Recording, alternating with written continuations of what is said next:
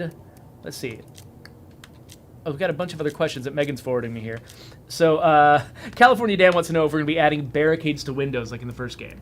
That was one that we thought about a lot early in development, but it was one of those cases where like, when you're sort of triaging new features and you're deciding whether or not to put a feature in the game, a lot of times it comes down to bang for buck. How much work would it be to create the feature, and how much would it actually change the game experience for the player?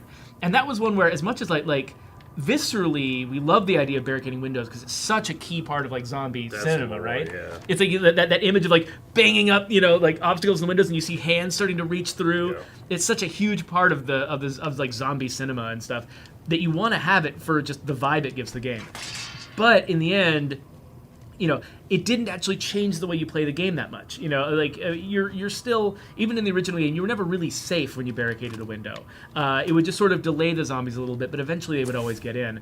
And when we had limited time and limited resources, we realized this job, which basically it was going to take Brant months and months and months to make all of the windows in the game barricadable, because there were quick ways to do it, there were cheap ways to do it, there were good-looking ways to do it, but most all of the ways to do it involved Brant doing something horrific for months and months.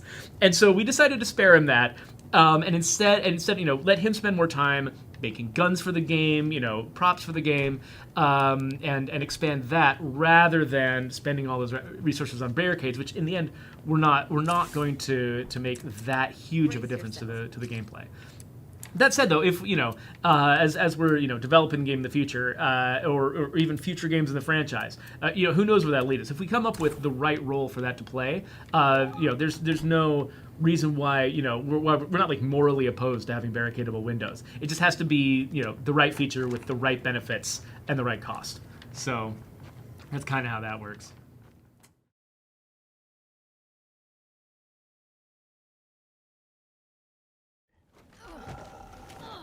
Matthew Edwards. Matthew Edwards wants to know: are we ever bringing back boarding up windows? Brant, would you like to place window boards over all of the windows in the game? Is that you had to manually set that up?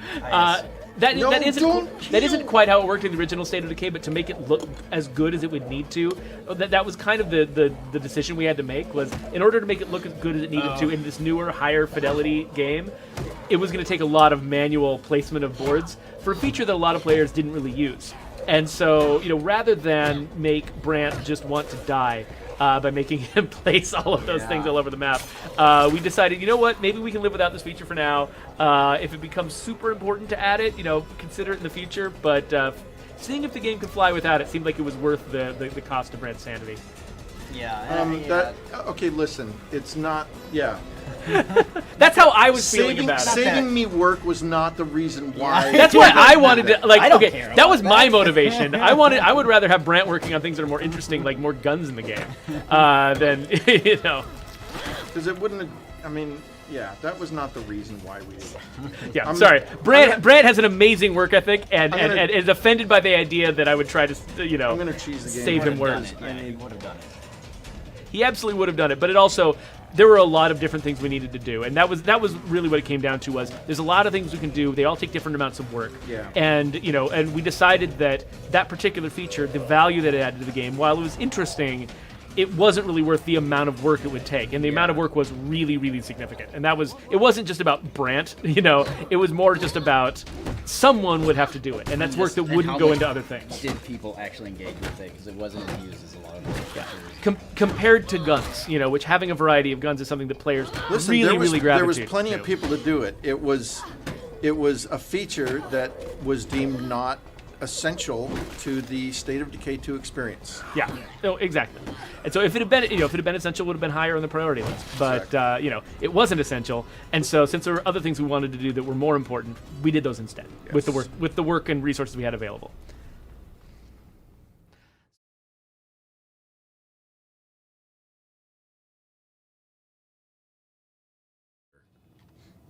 So Cable 9 wants to know if we're ever going to get the ability to board up windows like in the first game.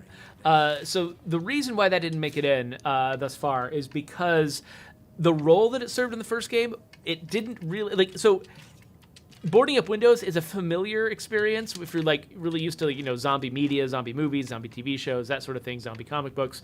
You see people do that a lot, but in the actual game, the original State of Decay, it didn't do that much. It took zombies a little bit longer to get in to the Unless it room, was a feral. but since you had to deal with them all eventually anyway in every situation where you were fighting them, it didn't make that much of a difference, and it was a pretty big feature to get right, especially as we were raising the visual fidelity of the game and trying to make things look better. You remember, like, in the original game, those boards on the windows didn't actually look that great, but that's okay, because the original game, it looked like an Xbox 360 game, and, and it was an older, an older level of production values, and so we kind of skated by with it. We couldn't skate by with that same level of implementation. We'd have to go more advanced with it in order to look right with our game. And so we decided not to go with it because it didn't add enough to the game to be worth all of the resources we'd have to put into making it look right. That doesn't mean that it'll never be a part of the game. In fact, a lot of the discussions I'm hearing about the future of the franchise do involve, ideas, similar ideas. Definitely, I'm making no promises about that. That's all very up in the air. These are all just very early discussions. But so people recognize, though, the reason I'm saying that is because people recognize that what you want is something pretty valid, right? You want to have that experience you've seen in the movies of boarding up the windows, defending your base against the zombies in these like physical MacGyver-y sort of ways. That's a huge part of the fantasy of living in this world. And so the fact that we don't have that makes it feel like we're missing something. I totally get it. So I think there's a solid reason why we didn't put it in the game, because there were other things we did instead with those resources that I think were more fundamental to the experience. But if we do find the opportunity to do it, whether we do it here in State of Decay 2, which seems unlikely, or some future game in the franchise, it's totally a valid thing for you guys to want, and it makes sense. I think we'll probably want to put a lot of thought, though, into what role it plays in the game. Like, we'll want to probably change the flow of the game a little bit so that it matters more for you to board up the windows. Because if it's a lot of effort to put into a feature that might ultimately not actually matter that much, it's kind of like, closing doors. Like when you're first playing State of Decay 2, you close every door behind you because you're scared of the zombies coming in. And now and then, like Joe showed you, there was a time when he actually got a huge benefit out of closing a door with zombies chasing him, and that was awesome. But most of the time, it doesn't matter that much, and so when you've been playing the game for a long time, you just don't do it. Just don't close. You just run through doors, leave them open, and you don't worry about it, because most of the time, it doesn't make a difference. And I suspect that boarding up windows would be about the same way. Like, if we added it to the game, people would be like, oh, wow, that's really neat that I can board up windows, but most of the time, people wouldn't do it. And we would worry that maybe we'd spend a lot of resources on something that didn't end up impacting a lot of people. And see, like, even for the first game, boarding up windows is something I never really worried about. To build on your point here, Jeffrey, is because ferals didn't pay any attention to the collision on those things in the windows. And ferals were the only thing, and still are the only thing in this game that I'm actually afraid of. That's true. They can just bust right through, right? Right, exactly. Yeah. So there's definitely a role for those things to play. It's just wasn't quite there compared to the other things we needed to work on.